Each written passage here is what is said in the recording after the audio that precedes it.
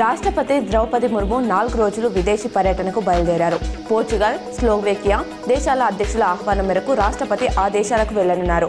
7, 8న పోర్చుగల్లో, 9, 10 తేదీలో స్లోవేకియాలో ఆమె పర్యటించనున్నారు. ఈ దేశాలలో భారత రాష్ట్రపతి పర్యటించడం దాదాపు 25 ఏళ్ల తర్వాత ఇదే తొలిసారి.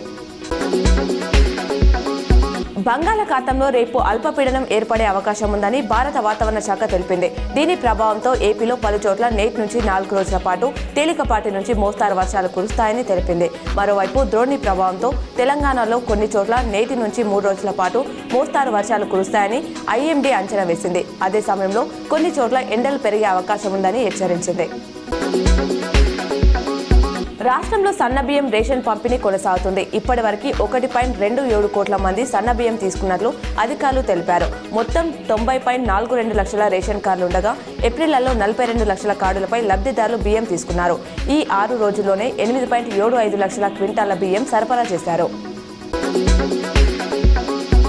భద్రాచలం శ్రీ సీతారామచంద్ర స్వామి ఆలయంలో నేడు రామయ్యకు మహాపట్టాభిషేకం నిర్వహించనున్నారు. ఉదయం 10:30 నుంచి మధ్యాహ్నం 12:30 వరకు కళ్యాణ మండపంలో అభిషేక మహోత్సవం ఉంటుంది. ఇందులో భాగంగా శ్రీరాముడికి ఆభరణాలతో పాటు రజదండం, రాజముద్రిక, ఛత్రం, చక్రాలు, కిరీటం, శంకు ధరింపజేస్తారు.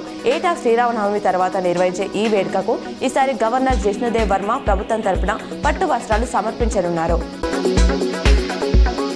గుజరాత్లో రేపు, ఎల్లుండి జరిగే ఏఐసీసీ సమావేశాల కోసం సీఎం రేవంత్ రేపు అహ్మదాబాద్కు వెళ్లనున్నారు. ఉప ముఖ్యమంత్రి భట్టి, మంత్రులు, పలువురు కీలక నేతలు ఈ రోజు సాయంత్రమే బయలుదేరనున్నారు. రాష్ట్ర కాంగ్రెస్ నుంచి మొత్తం 44 మంది నేతలకు ఆహ్వానం అందినట్లు తెలుస్తుంది.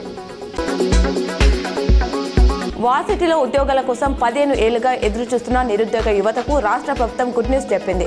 12 వార్సిటీలో ఖాళీగా ఉన్న 2,500 పైగా అసిస్టెంట్ ప్రొఫెసర్ జాబ్స్ ను భర్తీ చేసేందుకు ఆమోదం తెలిపింది. ఈ మేరకు విద్యాశాఖ ఉత్తర్వులు జారీ చేసింది.